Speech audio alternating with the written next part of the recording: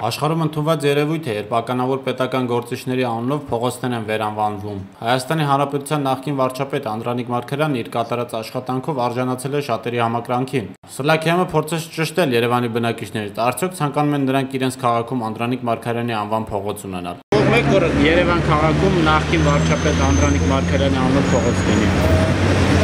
Կարելի է։ Թող լինի։ Կողմ եմ, իհարկե կողմ եմ։ Բայց էլի շատ մարդիկ կան, որոնց անունով դիլինի հերոսներ ունենք։ Ես չեմ կարող պատասխանել։ Այո։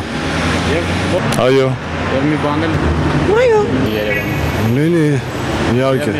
Իհարկե։ Բորիս Թամոյան, Արման Գրիգորյան, Սլաքիա։